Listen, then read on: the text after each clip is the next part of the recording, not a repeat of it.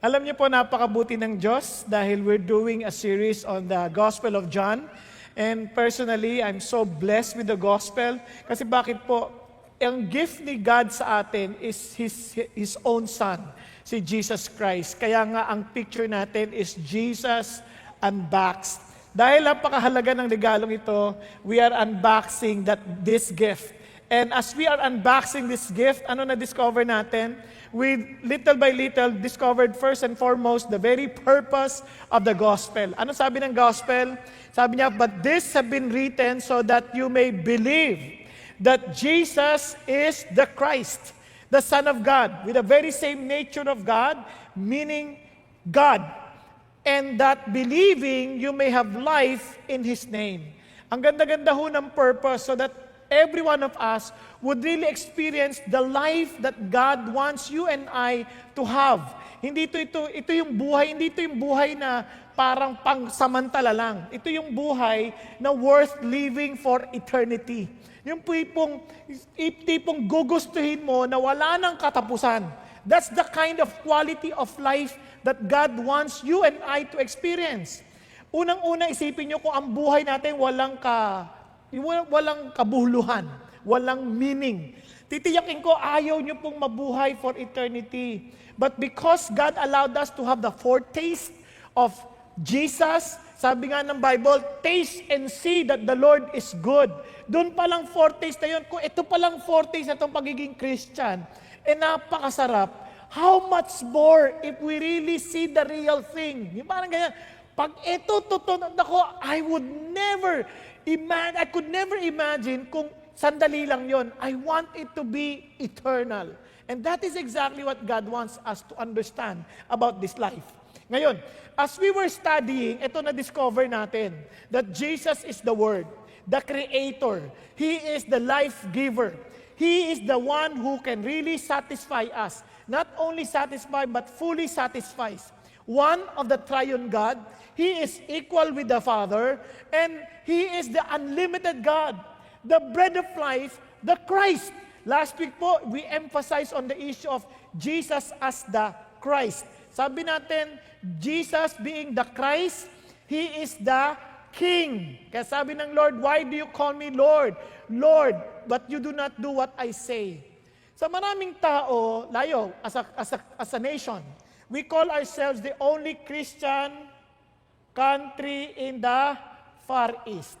Pero ilan sa atin ang nakakaintinding siya nga si Christ as the King, di ba? Yung hari.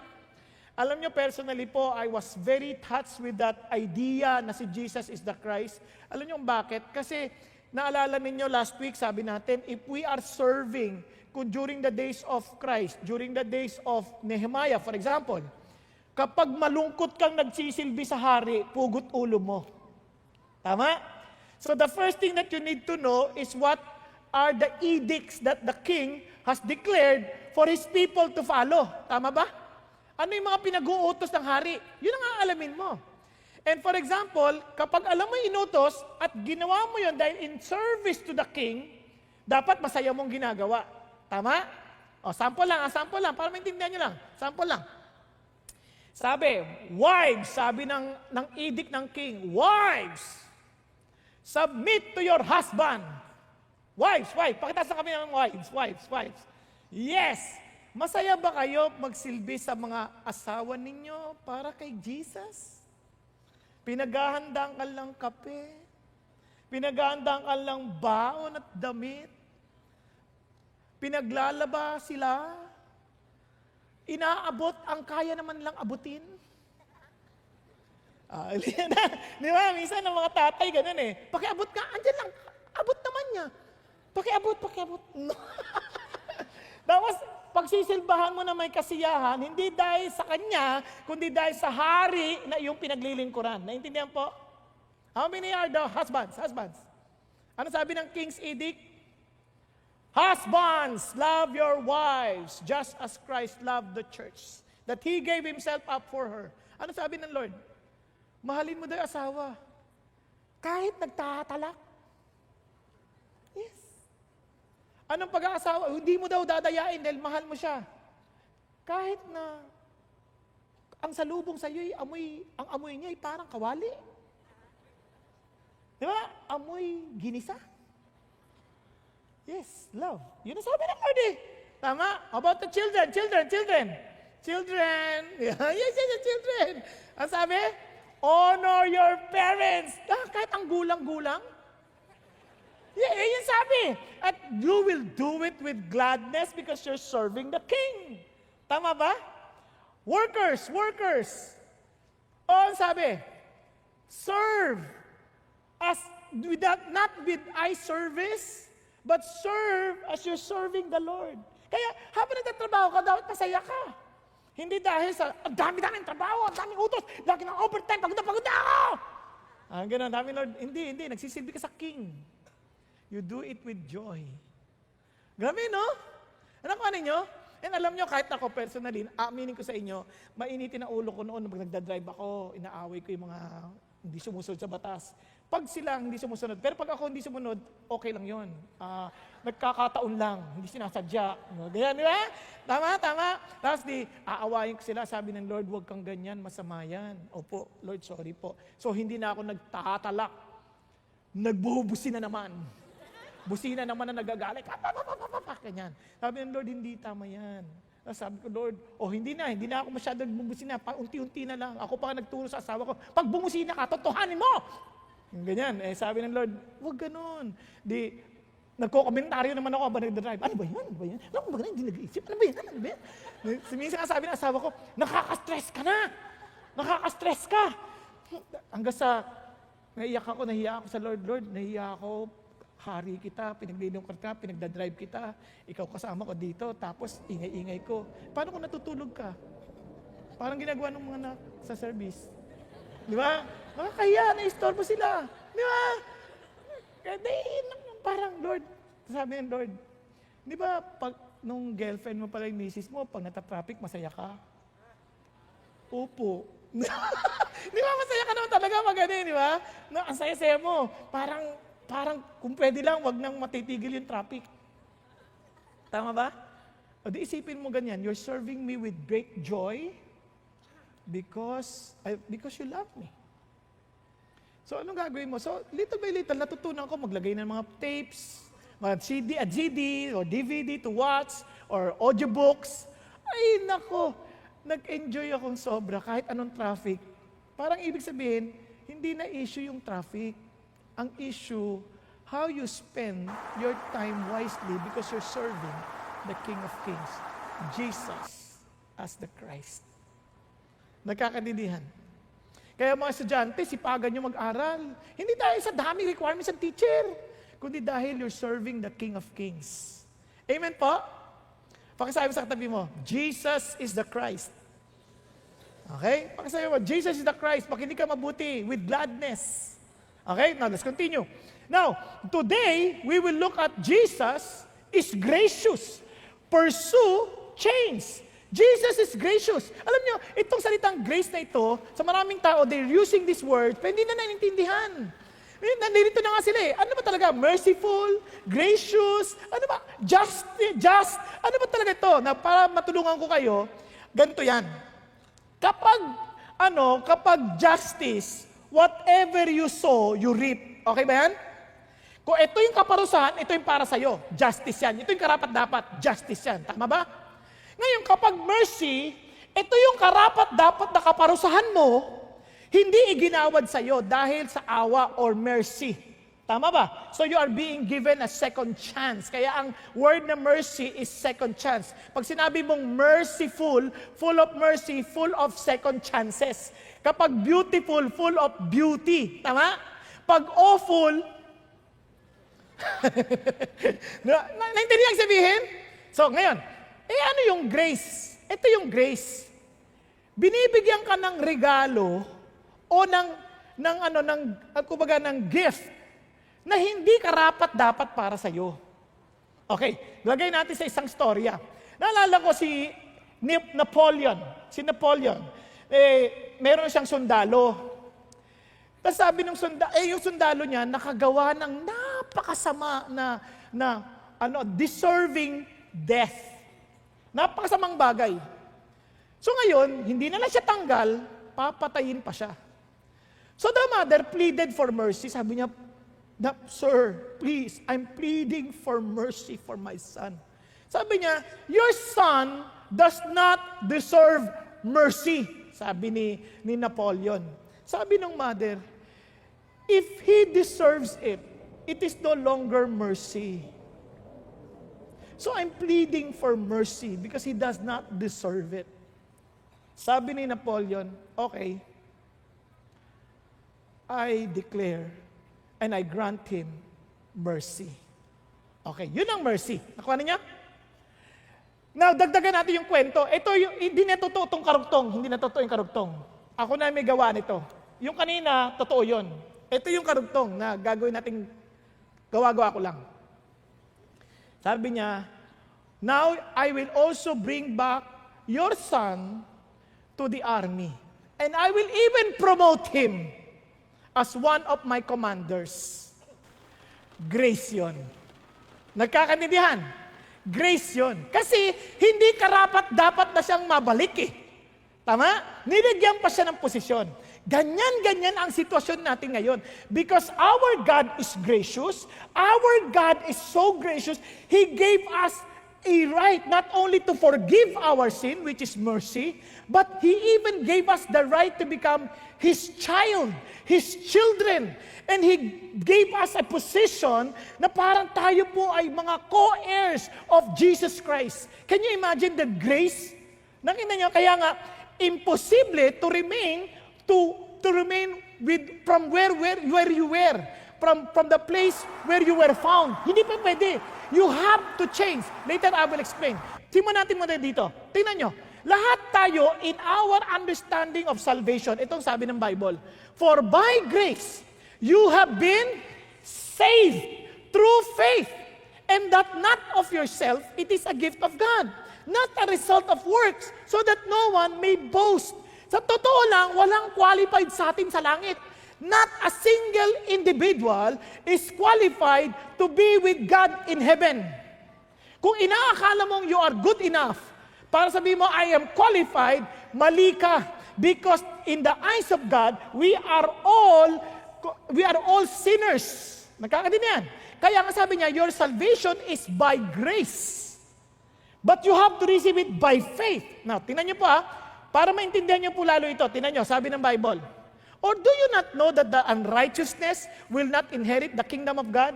Now listen, pakita naman yung katabi mo, are you righteous?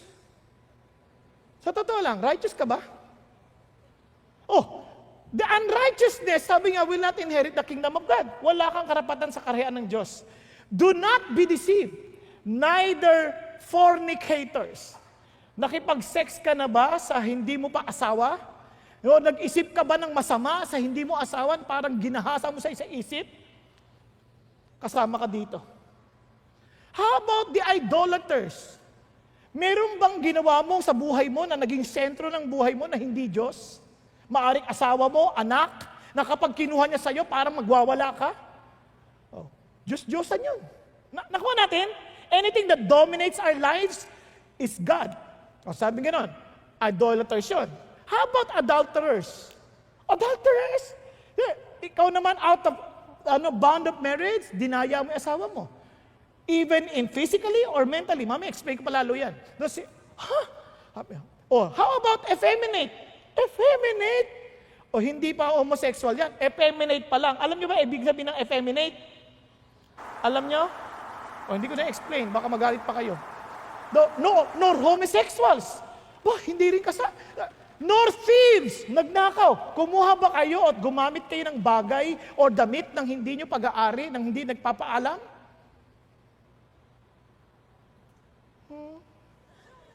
Nangopya ba kayo sa school?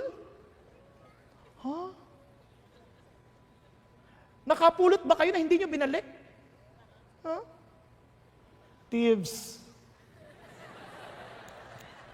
Sabi niya, nor the covetous. Naghangad ka ba ng bagay na hindi mo pag-aari? Nakakita ka ng ibang cellphone, sabi mo, ang ganda ng cellphone, buti pa siya, meron ako, wala. Covetous. Ay, ang ganda ng babae, asawa pala ng kapitbahay. Ba't hindi siya kamukha ng asawa ko? O, Vetus. Yan ang sasabi ng Bible eh. O, sabi niya, nor drunkards, nor revilers. Oops, nagsalita ka ba ng bagay na masama tungkol sa ibang tao? O kaya nagkwento ka na hindi mo sinasadya, na kwento mo yung bagay ng tao na nakakasira sa kanya, na parang nasira ng kanyang pagkatao? Hindi ko sinasadya eh. Revilers, nor swindlers. Nanloko ka na ba? Nagpresent ka ba ng isang bagay na hindi naman totoo? Kunyari, sinabi mo lang na, alam mo, nung dati ako, grabe, ang ganito ako dati. Hindi naman pala totoo. Para lang magmukhang maganda. Swindler na rin yun. Panloloko din yun. You misrepresent something. You misrepresent the truth. Sabi niya, wala. Do not be deceived. They will not inherit the kingdom of God. Grabe, no? Grabe. Kung tayo, wala tayong pag-asa. Pero praise God, such were some of you. But you were washed. Sabi niya, nilinis ka. Hindi ka lang nilinis, nilabang ka, nilinis. At hiniwalay. Hiniwalay ka sa madudumi. You were sanctified. At, sabi niya, you were justified. Pinawalang sala ka in the name of the Lord Jesus Christ and in the Spirit of our God. That's grace. Nagkakaintindihan? Yun ang ating napala, parang, wow, wala na kaming pag-asa. And now we were washed. Hindi na kami, sinangtipay pa kami, hiniwalay pa kami. Tapos pinawalan sala kami. All because of Jesus. Because He is so gracious. Nagkakaintindihan. Kaya inulit-ulit ni Paul, pasensya na kayo, kukulitin ko ka ng konti.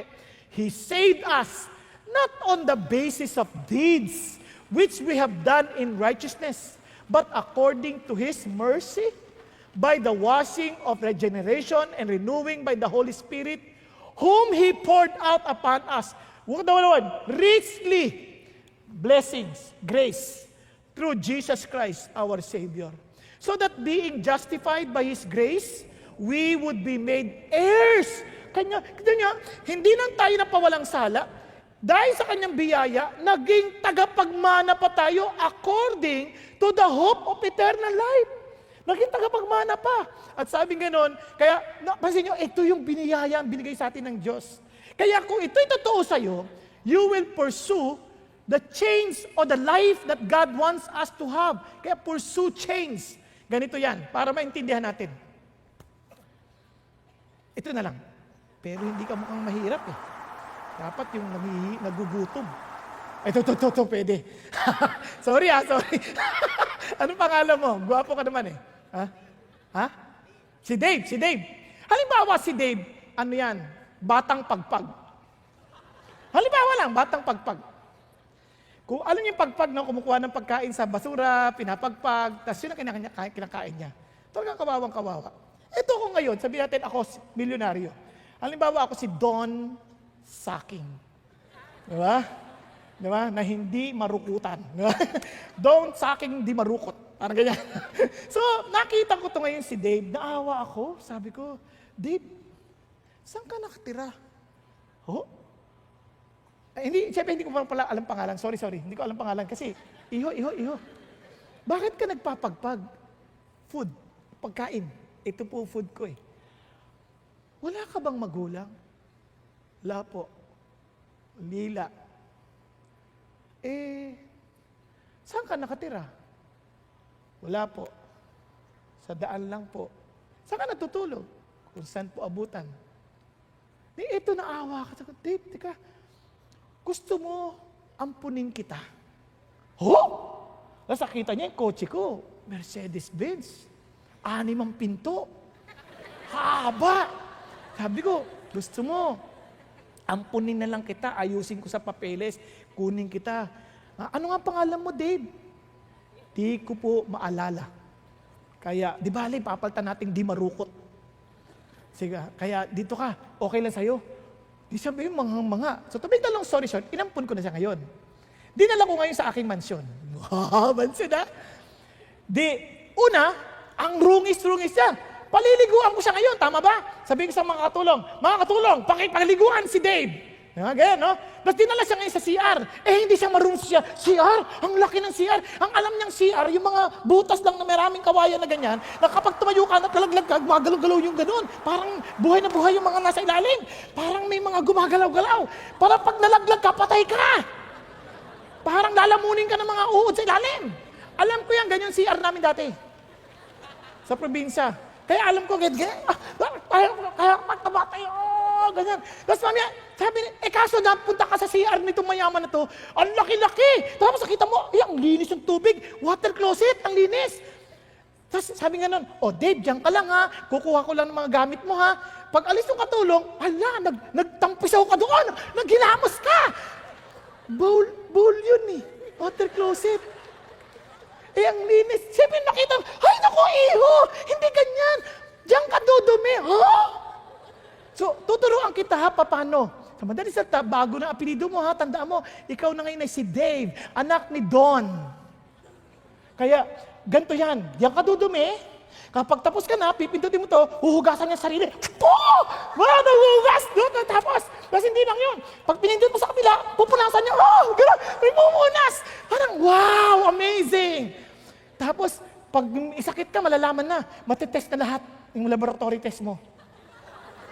Kala niya nagtapatawa ako. Totoo yun. Meron sa Japan nun. Okay? Kaya, wow, amazing to. So, doon ka palang natuto gumamit ng kasilyas na ganong high-tech. Dahan-dahan nagbabago ka. Ibig sabihin, nababago na yung pagkatao mo. Tama ba? Hindi ka naman papayag na babalik ka naman sa labas. Maglalagay ka ng kawayan sa mga hinukay. Gusto mo bang bumalik pa doon? Siyempre, hindi na. Kasi kung naalala mo yung nakaraan, pag tayo mo, naghahabulan yung mga langaw. Dumidikit lahat sa pit mo, ganyan. Ito wala nang ganon. Babalik ka pa ba? Siyempre, hindi na. Tama ba? Ngayon, nung kakain ka, gutom na bagong ligo ka, hinanda ka agad yung mga pagkain, sinanggabang ka agad yung manok. Gusto ko to. Dave, sandali. Nakita mo yung Dave, maraming mga kubyertos dyan. Ito, para ito sa appetizer. Ito para to sa sa main course, ito para sa mga dessert. Ang dami-dami. Dave, huwag mong biglain ha, dahan-dahan. Opo, isisilbihan dahan-dahan, ilalapit sa iyo yung pagkain. Kukuha ka doon, ha? Dahan-dahan. 9 courses lahat yan every day, ha? Wow! So, tsaka kukunin mo itong napkin, itatakip mo dito, tapos ito lalagay mo dito sa kanya, sa taas. Tapos, ito yung pupunas mo dito. Ha? So, dahan-dahan aayusin mo na. Will you pursue change? Yes, because you have now have a new identity. Kaya, if you truly understand the grace of Jesus, you will surely pursue grace. Bakit marami sabi, Christian sila, hindi, parang wala nangyayari sa buhay nila. Alam niyo kung bakit? Because they never understood the cost of grace. Kaya tandaan niyo yung acronym natin, CCF. We change as we recognize the cost of grace. May cost yan. So balik tayo sa istorya. Naalala niyo istorya? They went home and Jesus Christ went to Mount of Olives. And in Mount of Olives, bakit siya pumunta roon? Because that was the place where He usually prays. Naalala niyo yung Garden of Gethsemane? It is in the Mount of Olives. Naintindihan natin? So He prays there. Tapos after early in the morning, He went to the temple and began to teach again the people there. Turo na naman siya. Turo siya sa temple. And in that temple, all of a sudden, ito nangyari. Sabi rito, then the scribes and the Pharisees brought a woman caught in adultery and having set her in the center of the court. Isipin nyo, these are the Pharisees. Ano yung mga Pharisees? These are religious leaders. Remember, Paul was one of them. Sabi ni Paul, as to the law, siya is considered blameless. Ibig sabihin, masunurin sila sa law. Sa totoo lang, sobrang masunurin sila. Ito na yung may 10 Commandments, meron ng Torah, yung Genesis to Deuteronomy, meron pa silang Mishnah to make sure that they will follow the Torah. Tapos yung Mishnah, meron pang Talmud. Ganon sila katindi and they are experts. And the scribes, ito yung kopya ng mga lahat ng mga sinusulit, mga copies ng Old Testament, ng Old Scriptures, lahat yun, sinusulat nila yon, mga scribes yan. Na pag tinusok mo isa sa kanila, naintindihan nila lahat na nakasulat doon. Hindi na nakikita, pero lahat na natusok, alam nila kung anong letra. Ganon sila ka-experts. Ito malungkot. Dinala yung babae sa center, hinatak-hatak. Isipin niya, brought a woman caught in adultery. Imagine mo, ikaw yung babae, hinahatak-hatak niya, dinala ka sa kinikitan, parang hiyang-hiya ka. Kung pwede lang, ayaw mo makita ng mukha mo. Parang, totoo, hindi yung akusasyon, nakakahiya yun. Isipin niyo kung sinabihan lang sa inyo ng mga tao, ayan yan, ano yan, adulterer yan, ang daming lalaki niyan. Isipin niya, tapos narinig mo, anong ang feeling mo? Kahit hindi totoo, anong gagawin mo kagad? Kapal ng mukha. No, meron ka ng pag-rebelde, may galit. Ito wala siyang magawa, hatak-hatak siya. Tapos pagkarap niya, parang hiyang-hiya. Hiyang-hiya. Tapos tuloy tayo, sabi niya na.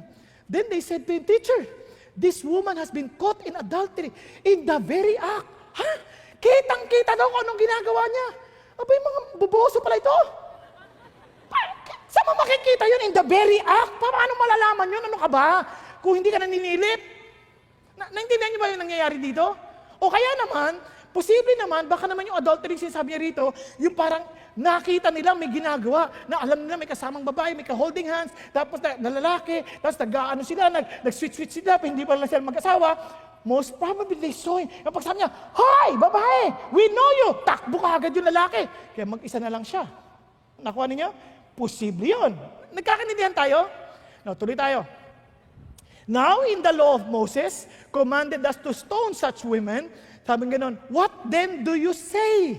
Alam niyo, sa alam namin sa batas, according to Moses, dapat siyang patayin.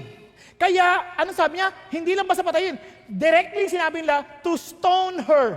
In other words, they are not accusing her, they are condemning her. Tama ba? Hindi na lang ito akusasyon. Kasi ang akusasyon, sasabihin mo pa lang, ito yung kasalanan niya, patutunayan mo muna kung totoo ito o hindi, ito na, para sa kanila, totoo na. And she needs to be stoned to death. Nagkakaintindihan? Now, let's continue. So, anong gagawin natin? Sabi, verse 6, they were saying this, testing him, so that they might have grounds for accusing him. Oh, hindi talaga nila dinala yun para ikondena yung babae. Ginamit nila yung babae to trap Jesus. Yun ang sabi niya eh. But Jesus stooped down with his finger and wrote on the ground. Itong amazing kay Jesus. They knew. Parang ito siya, tinatrap siya, pero ang ginawa niya, nagsulat sa ground. Hindi po. Mamaya, ipapaliwanag ko sa inyo bakit hindi buhangin yun. Ground. Sa sahig. Kumbaga, nagsulat siyang ganyan. Sa daan. Ngayon, pag-isipan niyo mabuti. Si Jesus, hindi siya yung nabiglang, tapat yan, hindi. Nag-intay siya. Parang dinedma niya muna. Tapos nagsulat. Alam niyo, pag gagawa kayo ng desisyon, napaka-importante. Huwag ka basta bigla ng desisyon.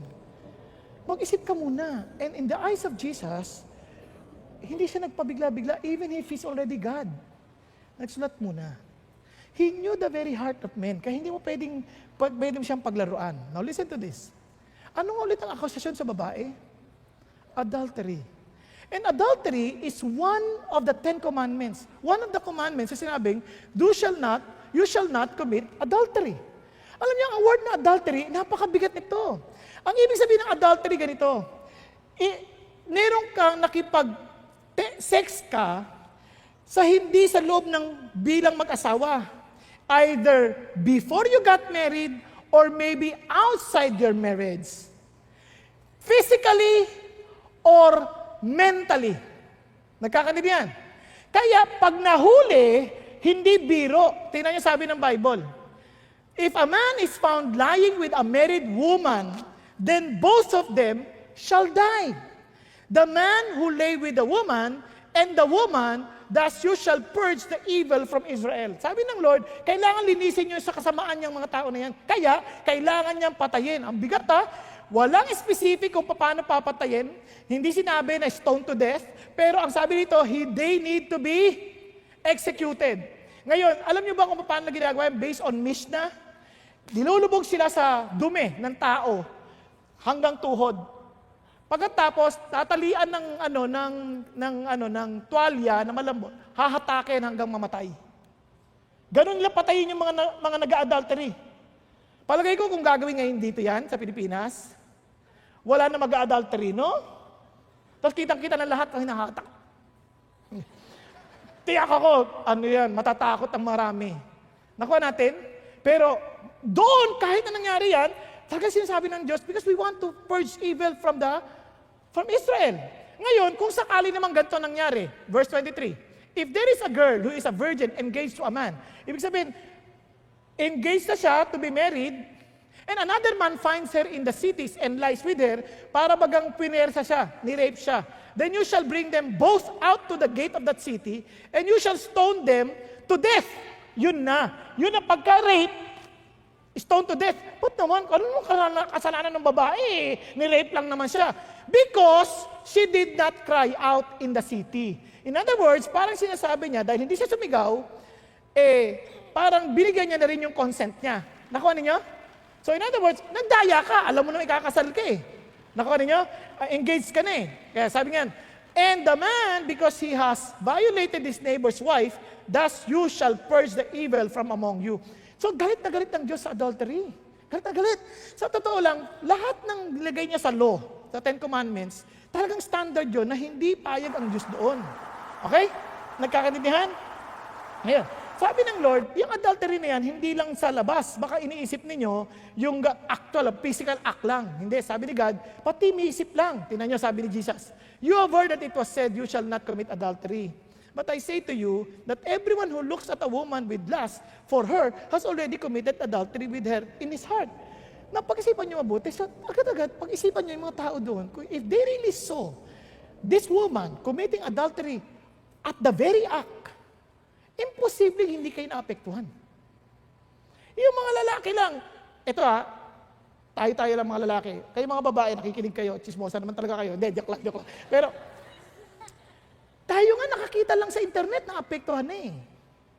Yung pang nakakita ka ng talagang personal, nakita mo, hindi biro yan.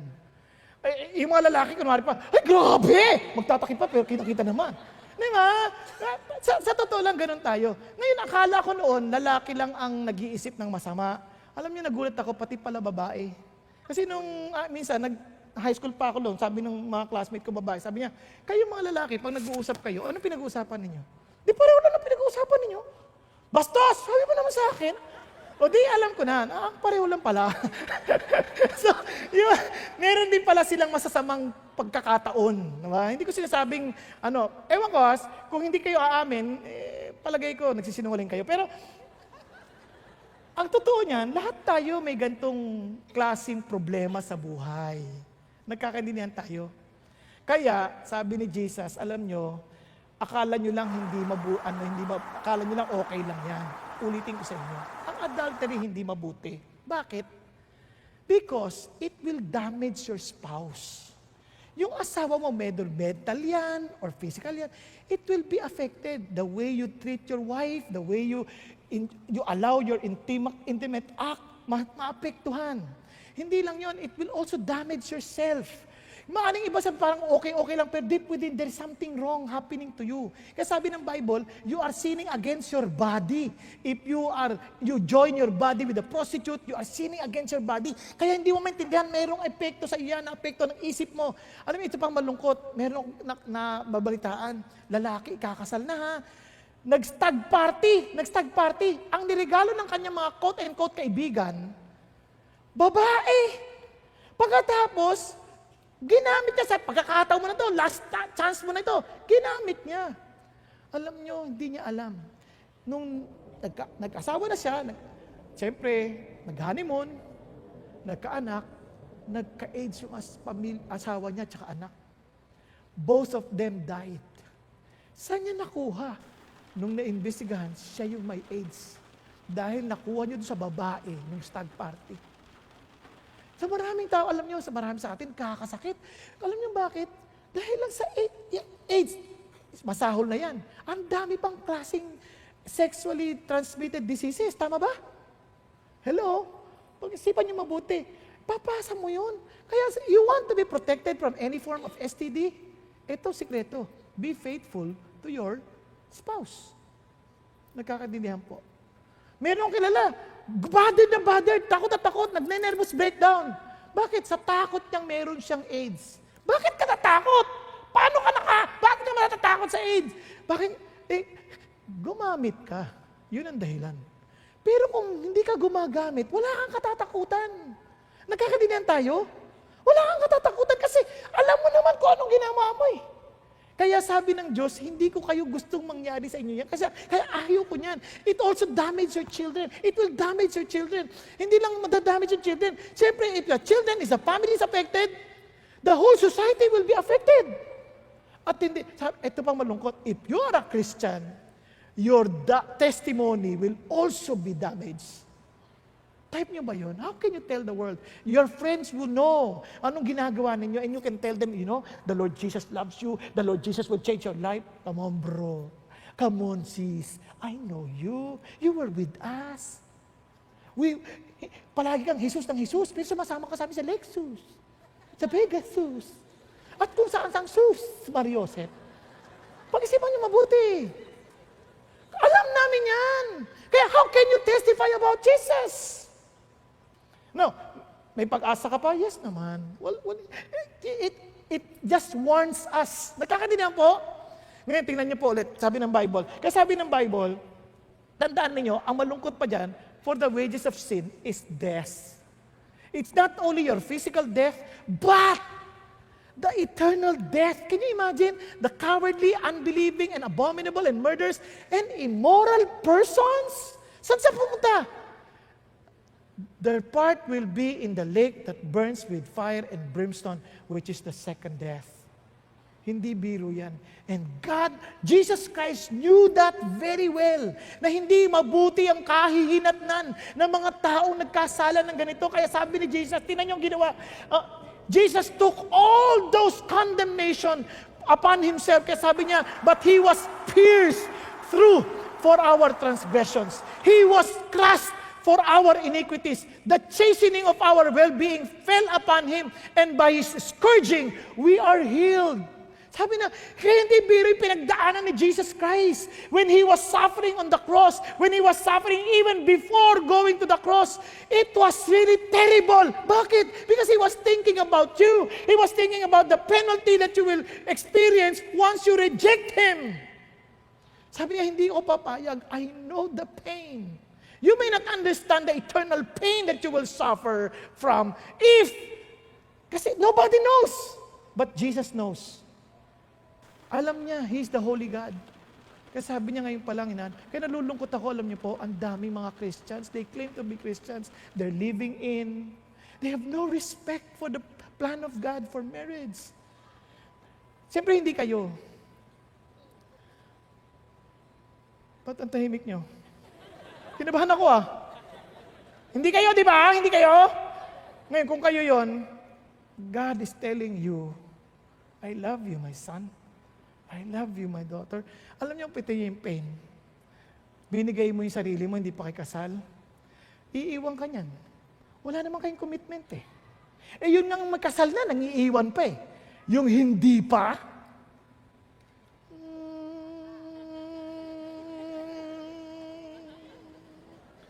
pag-isipan niyo mabuti. Alam niyo, lungkot nga po ako, sabi ko nga meron akong kausap sa internet, sabi niya, Pastor, okay lang po ba yung boyfriend ko may asawa? Kung anak kita, sasabihin ko na kagad sa'yo, tigil mo na yan. Sisirain mo lang sarili mo. Alam mo nang may asawa, huwag ka na magbulag-bulagan. Hindi po, hiniwalayan niya na po. Hindi akong dahilan. Pag-isipan mo mabuti, ba't sila nagkahiwalay? Siyempre, sasabihin ng lalaki sa'yo, ang sama ng ugali ng asawa ko. Kaya tinan mo, iniwan sa akin ang 4 kong anak. 4 ang anak! Tapos masama ugali! Niloloko mo ako. Tigilan mo ako. Kaya kung ako yung tatay, sabi ko na agad, niloloko ka lang.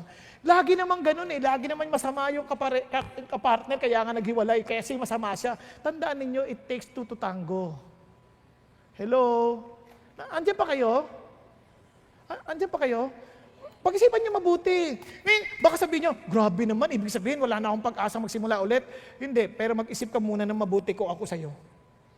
Yes, of course, there are exemptions to the rule. But, I'm telling you, if they're already married at nahiwalay sila, mag-isip-isip ka muna mabuti. Nagkakaintindihan? Anong pinagdahilan? Asan ang pinanggalingan? Now, hindi yan ang ating topic ngayon, pero I'm just telling you, the reason why some people, they would not pursue change because they never understood the cost of grace. This is not cheap. Jesus paid for it. In order for you to receive the grace, Jesus paid for it. Nagkakaintindihan? Now, number 2 that we need to understand is understand the condition of grace. May condition yan. Hindi ko mabayad na yan, okay na. Hindi. There is a condition for grace. Ano yun?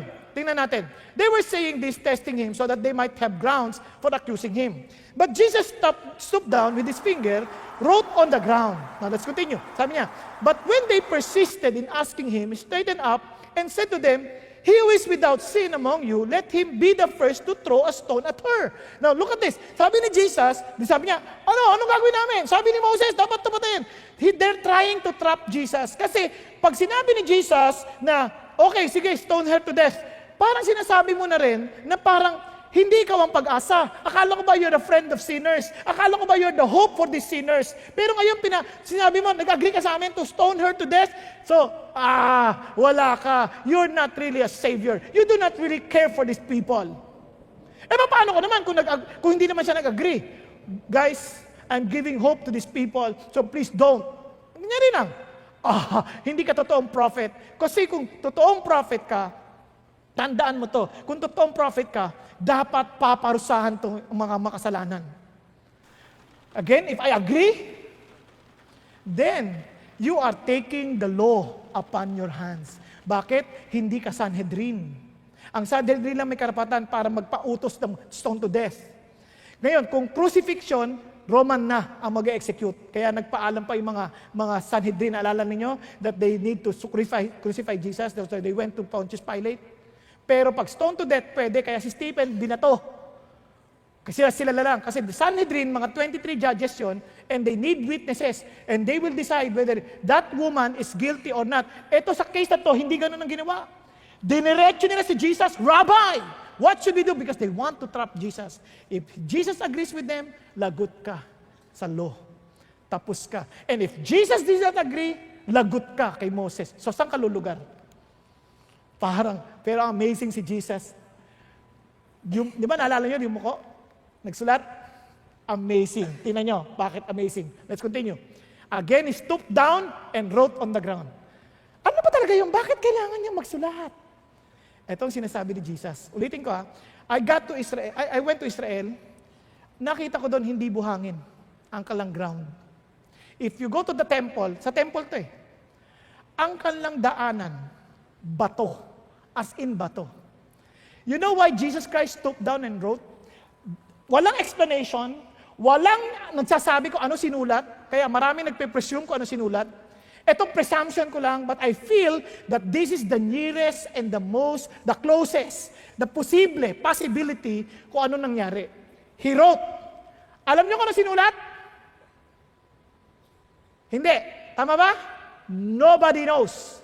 Pero ang sinasabi ni Jesus, when he wrote on the tablet, on that stone, he was trying to show them, remember the law? Sabi niya, the law was written on the tablet of stone by the very finger of God. Parang sinasabi niya, I know the law. I wrote the law. Remember?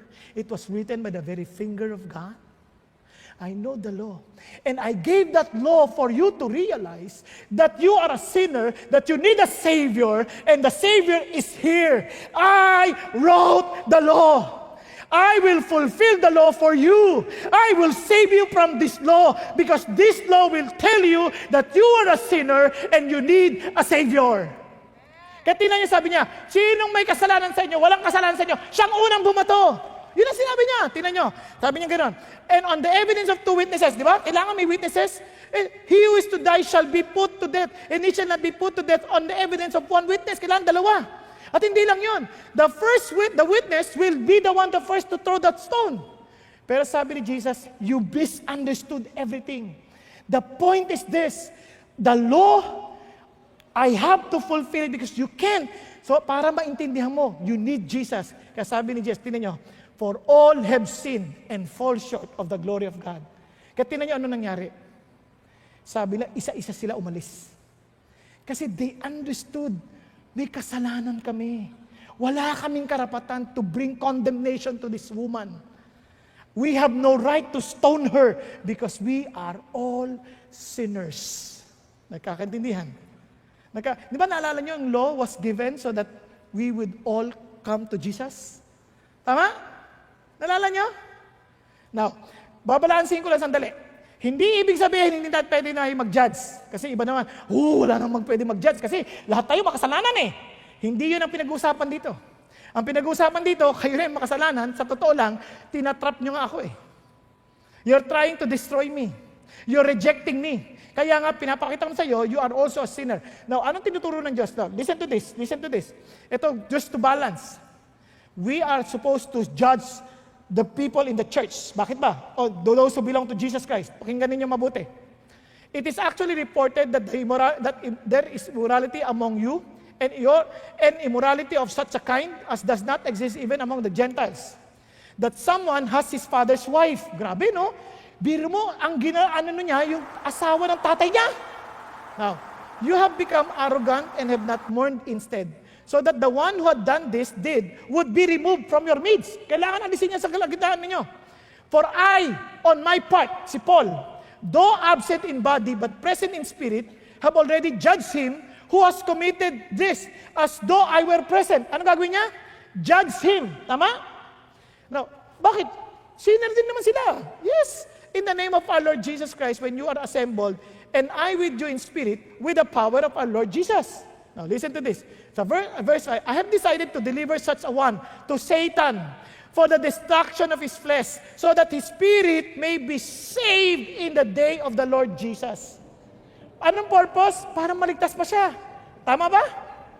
Now, verse 9, I wrote you in my letter not to associate with immoral people. I did not all mean with the immoral people of this world, or with the covetous and swindlers, or with idolaters, for then you would have to go out of the world. But actually, I wrote to you not to associate with any so-called brother if he's an immoral person, or covetous, or an idolater, or a reviler, or drunkard, or a swindler. Not even to eat with such a one. Napansin niyo po ba nangyayari din yan? Diba? Minsan yung mga pupunta sa D-group, nandoon talaga sila. Kaya huwag kayo ma-stumble na minsan, bakit ganun? May D-group, niloko ko. May mga ganun talaga. They're calling themselves brothers, but ang talagang puso nila is to swindle you, to take advantage of you. Alam ko yan kasi meron pa nga ako nakilala, pastor eh. Pero yung pastor lahat na nagpapa-counsel sa kanya, ginagalaw niya. Sabi ko, grabe naman to. Kaya nga sa CCF, hindi namin ini-encourage ang counseling ng babae at lalaki. Kung kasali makasama asawa. Nakuha ninyo? Kasi delikado. Naintindihan yung sabihin, hindi ko sinasabing gwapo yung mga pastor. Sobrang papangit namin. Para matukso. Pero alam nyo, ang problema, kahit minsan ang pangit ng tao, kapag nagsalita na ng tungkol sa Diyos, nagmumukhang anghel. Nalaglag nga lang. Naintindihan nyo ba yung sabihin? Sa totoo lang, minsan, uy, galing yun, grabe yan, okay yan, pogi yan. Hindi, totoo lang, demonyo yun. Kaya nga, yun yung sinasabi ko sa inyo, kaya may mga ganun tao, kaya kailangan mo yung ilantad, i-judge. Meron nga iba, magpa-present, sabi mo, uy, alam mo, kapatid nga, nag-gain niya na yung confidence mo. Alam mo, may business ako eh. May nakuha akong kontrata sa ganito. Gusto mo, susyuhan mo ako, kikita tayong dalawa. Hatian kita. Diba? Tapos ikaw naman, okay, sige. Ikaw naman, pipilit ka maglabas ng pera. Bukas makalawa, hindi na magpapakita. Hindi mo na makukuha yung pera mo. Sabi mo, labo ng mga Christian na yan, manloloko. Hindi, yun lang yun. Kaya kailangan yan malagay sa tamang paghuhusga. Nakuha ninyo? Para maiwas yung iba, para maloko. Kasi alam niyo naman, Christian, mababait. Minsan, wala pang ang bait. Kasi sobrang babait, hindi na nag-iisip. Maraming beses na ako naloko at ang loko sa akin, Christians. Daw. Nagkakaintindihan tayo? Tuloy tayo. Kaya sabi ni Lord, for what I have to do with judging outsiders? Do you not judge those who are within the church, but those who are outside, God judges. Remove the wicked man from among yourselves. Yun ang sabi ng Lord.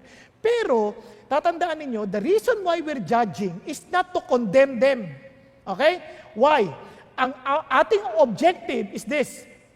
Brethren, even if anyone is caught in any trespass, you who are spiritual, restore such a one in a spirit of gentleness, each one looking to yourself so that you too will not be tempted. Bear one another's burden and thereby fulfill the law of Christ. Ano sinuturo sa atin ng Diyos? Yung sinasabi ni Lord na, yung walang kasalanan sa unang bumato, hindi ibig sabihin, wala ka ng karapatan na nakikita mo na hindi mag-judge. Nakiintindihan niyo po ibig sabihin. Hindi ka magfa-fault find, pero you have to be discerning kung loko yon o hindi. Tama ba? Pero kung loko siya, ang objective mo is not to destroy the person, but to help the person be at the right track.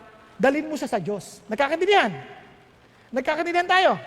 Now, balik tayo ngayon dito sa case natin. Sabi, balik tayo sa John.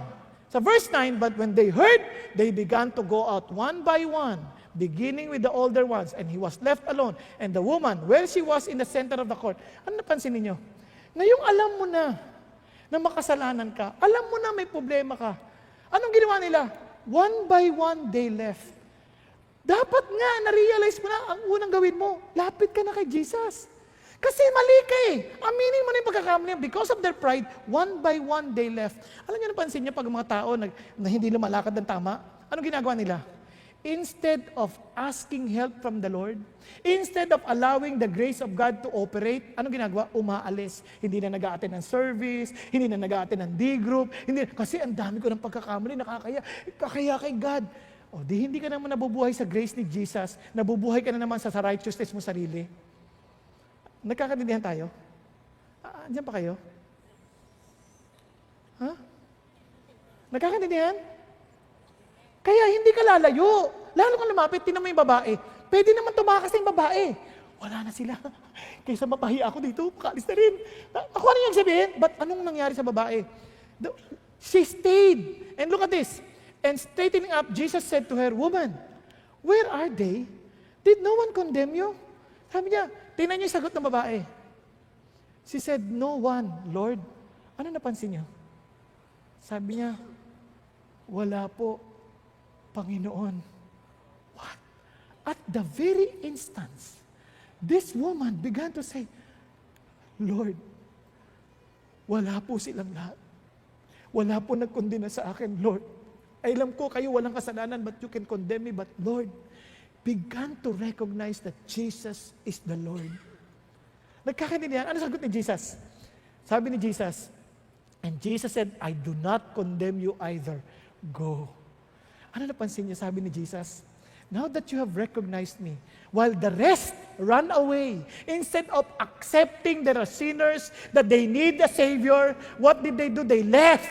But you stayed, and you even called me Lord." Sabi niya, "I will not also condemn you." Nagkakaintindihan? Alam niyo sabi ng Lord, everyone who accepts me as their Lord, everyone who accepts me as their hope of salvation, I will not condemn you. That's mercy. Amen po? That's mercy. Kasi sabi ng Lord, hindi na kita ikukondena. So go! I'm giving you freedom. I'm giving you life. Yun grace. Nagkakaintindihan? Grace. Now, let's continue.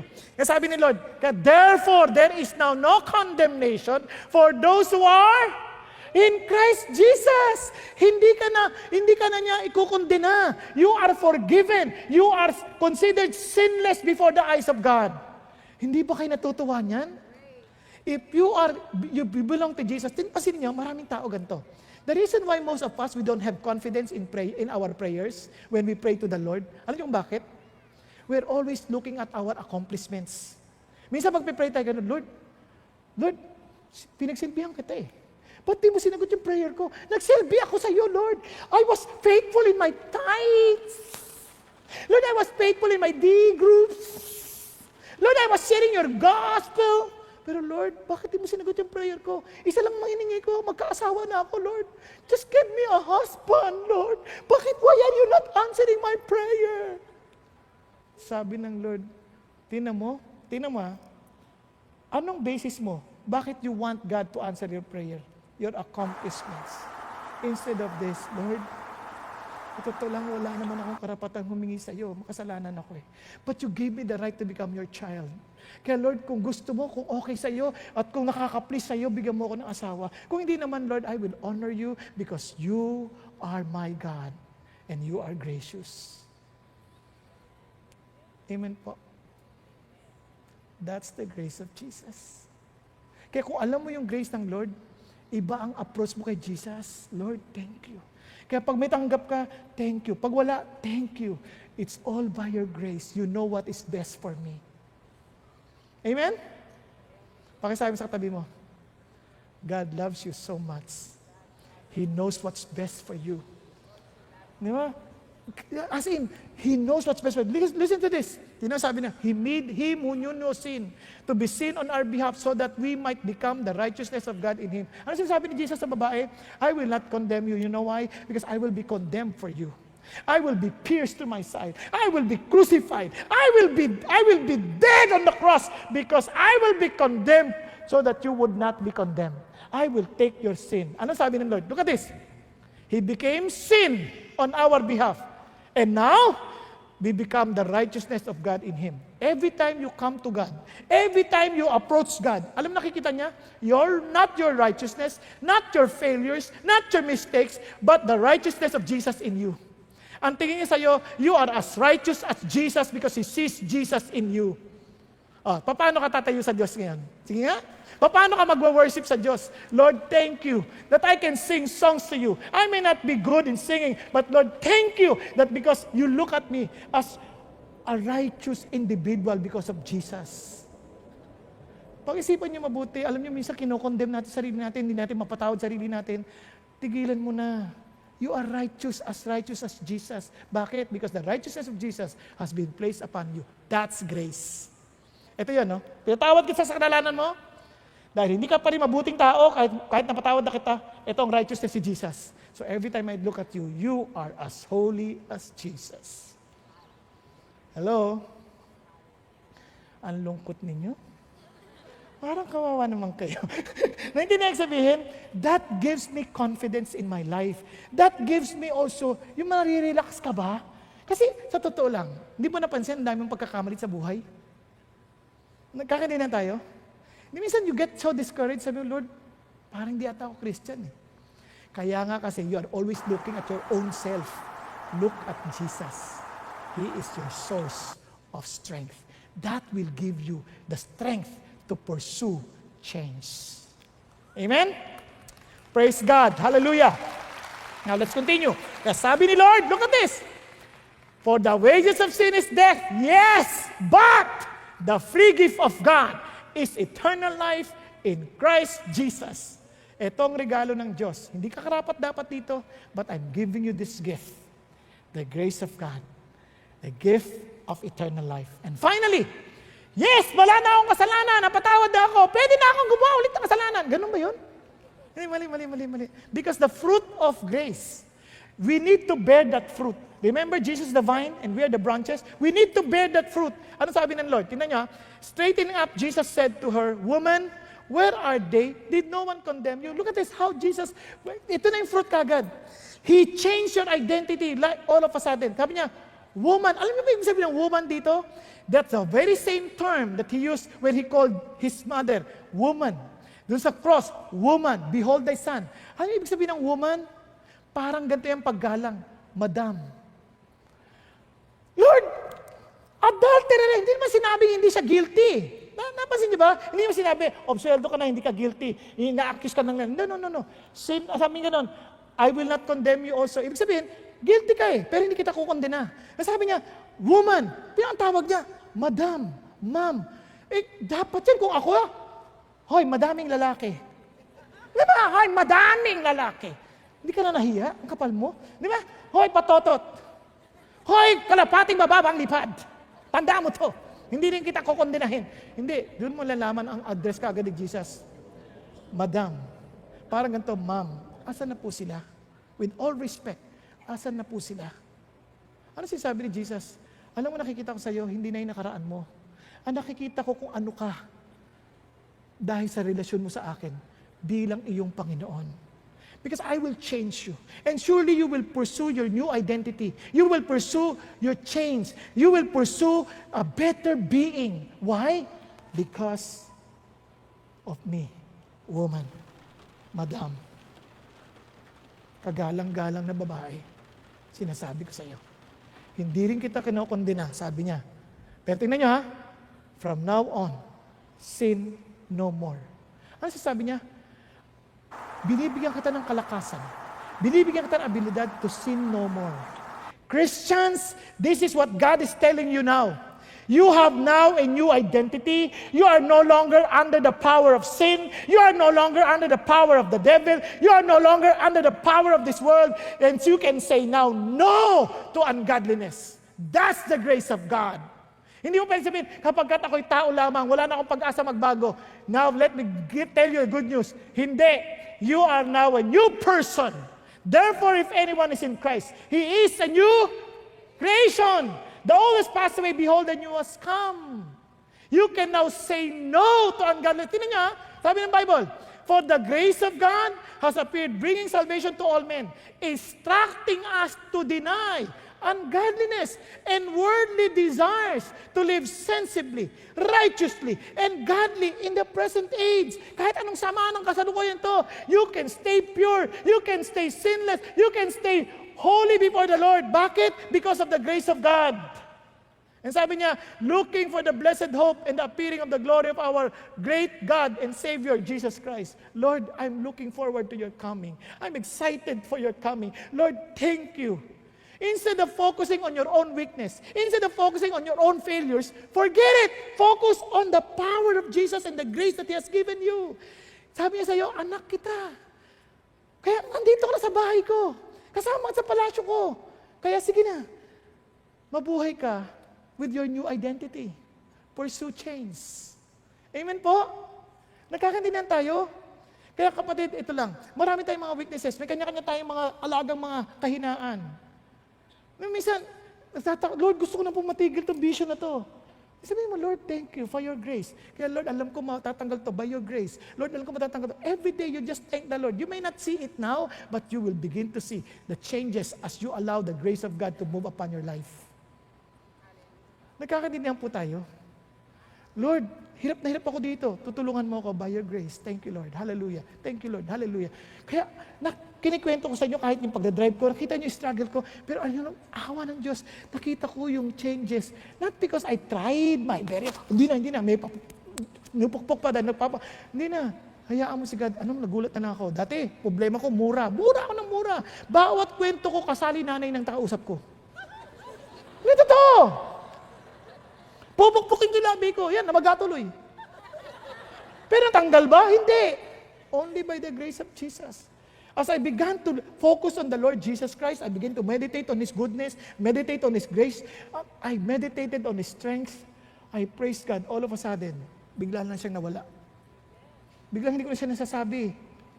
Kung lumusot sa dali, mawawala ulit. Bakit? Because of the grace of God. Fill yourself with the grace of God.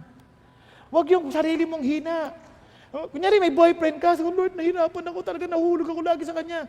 Alam mo, grace ng Diyos, huwag ka na sumama sa Kanya. Mag-usap na lang kasi malayo. Ito nung girlfriend ko yung asawa ko, ang ganda ng asawa ko, katukso-tukso. Okay? Alam mo yung grace ng Diyos? Aaminin ko sa inyo na tukso ko. Pinag-isip ko siya masama. Manonood kami sine. Alam ginawa ko, Lord, tulungan mo po ako. Hirap na po talaga ako.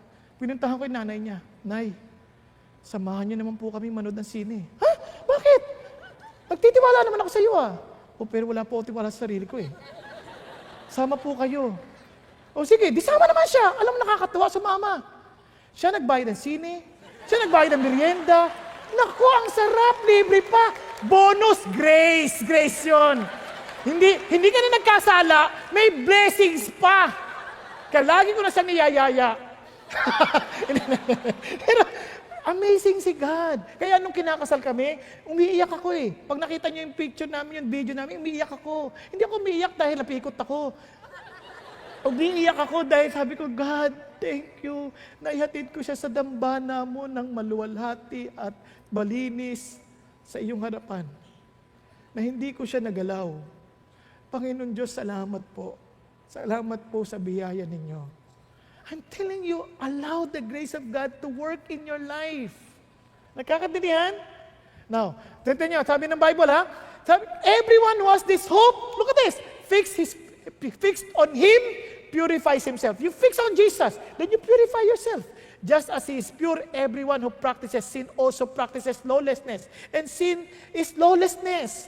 You know that He appeared in order to take away sins, and in Him there is no sin. No one who abides in Him sins. No one who sins as sin Him, knows Him. Now listen to this. Ibig mo sabihin, hindi ka na magkakasala? Hindi po. Lalagpasan ko na sandali.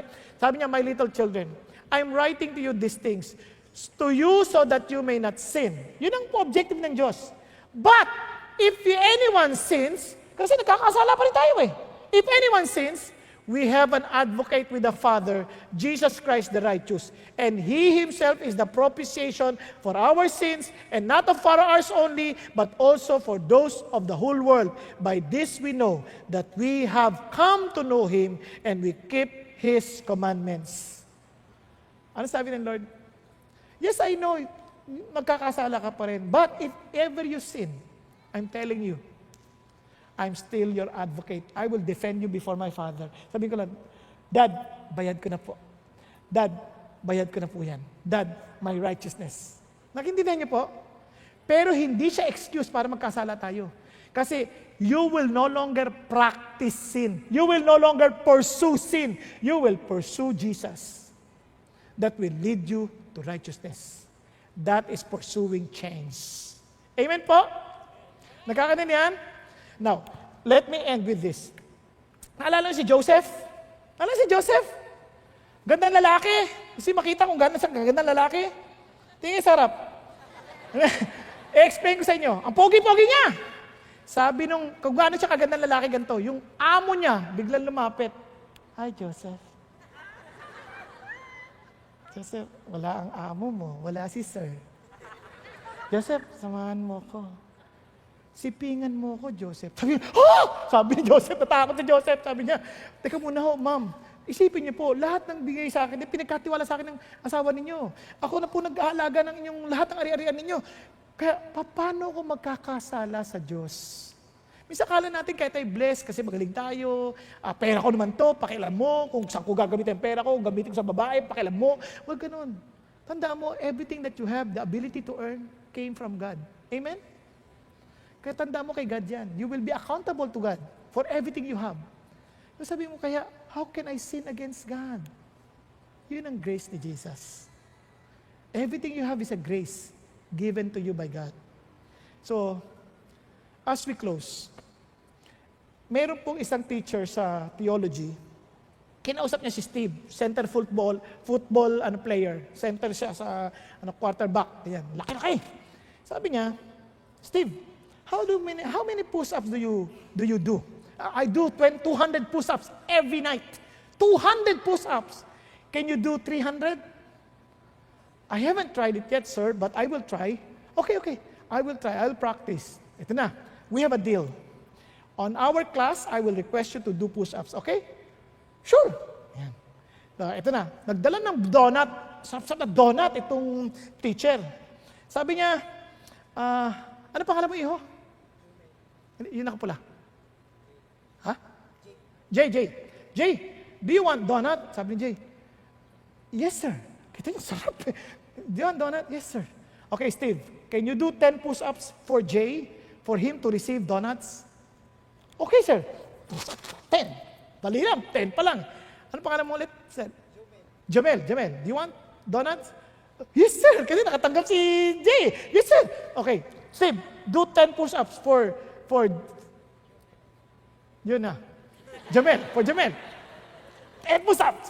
Tapos, to make the long story short, lahat na nagpo-push up. So pagdating doon kay pangalan mo po, bossing? Si Jeff, how about you? Si Jeff, malaki rin ang katawan. Sabi niya, sir, I like your donuts, but I don't want Steve to do push-ups for me. I can do my own push-up. I'm sorry, that's the condition. Steve should do push-ups. Sabi niya, sir, then I cannot take your donuts. Now, even if you don't take, okay, Steve, do 10 push-ups for Jeff with a donut that he does not like. So sabi niya, Pag push up ni Steve, okay, Jeff, since this donut you do not like, you just leave it on the desk. But that has already been paid by Steve with his 10 push-ups. Nagkakaintindihan? So, tabing dalawang solusyon, lahat na nagpunta, nagdadatingan yung mga estudyante kasi isyoso eh. Sabi, lumayas na kayo dito. Kawawa naman si Steve. Kasi nung pagdating na sa 300, talagang nanginginig dyan, pusa-pawis, nanginginig. Tapos, 340 na estudyante. Pagdating kay Susan, ano pangalan mo na lang? Pangalan mo na lang. Ha? Si Mel. Pagdating kay Mel, umiiyak na si Mel. Sabi niya, Sir, I like the donut, but sir, I don't want that na lang kasi kawawa si Steve. Hey, Steve, you still have to do 10 push-ups with a donut that Mel doesn't like. No, sir. Please. You cannot help Mel. Even if you don't like, Steve had to still to do push-ups. Yun ang deal namin eh. He had to do push-ups. Nung natapos yung 340, hinig, hirap na hirap. Tapos tinulungan na makarating sa puwan. Upo siyang ganyan. Sabi niya, pawis sa pawis. And sabi niya, ano na natutunan ninyo? The donuts were already been paid by Steve. Whether you accept it or not, that is already there. You cannot enjoy the donut if you don't accept it, but you will surely say, the donut tastes good if you just accept what He did for you. That's God's grace. Tayong pong lahat ay yumuko at pumikit. Namatay na si Jesus sa cross, nabuhay magmuli. For you to receive His grace, so that you can pursue change in your life. Not by your own strength, but by the grace of Jesus. Na kapatid, bayad niya na eh. Ngayon kung ayaw mong tanggapin yung bayad na yun, wala naman na mababago. Bayad na ni Jesus. Ang pwede mo lang, ang mangyayari lang, worst is you will never enjoy what Jesus has paid for. Ang tanong na lang, are you humble enough, like the woman, to acknowledge Jesus as your Lord and tell Him, Lord, thank you. Thank you for not condemning me. Thank you for accepting me and even calling me woman. Lord, you are my Lord. Ano sabi ni Jesus? Then sin no more. I've given you the grace that you will start new, that you will have a new life, that you will have a new, as in a new objective, a new aspiration, a new goal in life. And that is to please me when you accept my grace. Mga kapatid, habang lahat tayo nakayuko at nakapikit, maybe the Lord speaking to you, and the Lord's telling you, will you come to me to accept my grace and acknowledge me as your Lord? Kung ikaw yun, kapatid, taas mo lang kamay mo in humility.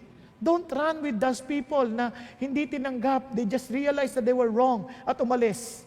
Pero ikaw, maiwang ka at sabi mo, Lord, ako po, I raise my hand to you because I acknowledge you as my Lord. You alone can give me that grace. I acknowledge that grace, Lord Jesus, and I receive you now. Thank you, Jesus. Hallelujah. Yes, yes. Don't think about the person beside you. It's between you and the Lord. Be humble before Jesus. Hallelujah. Hallelujah. Thank you, Jesus. At sa mga nagtaas ng kamay, please humbly acknowledge. Sabi mo, Jesus, you are Lord. I accept you. I accept the death that you have, Lord, that you have experienced on the cross to pay my sins, to take the condemnation from me. Thank you, Lord, for being condemned on my behalf, that I may have eternal life. So, Lord Jesus, thank you also that you did not remain dead. You rose again from the dead to give me life, to give me the Holy Spirit, to empower me, that I may sin no more. Thank you, Lord, for this grace. Thank you that I can pursue change because of your grace, because you are gracious. Hallelujah. Thank you, Jesus. Thank you, Lord. Allow me to live for your glory and honor, Lord Jesus. Thank you, God. And Lord, for the rest of us here, thank you. I pray to protect all of us from sinning. Protect us, Father, that we may not displease you, but rather that we will grow in love with you moment by moment.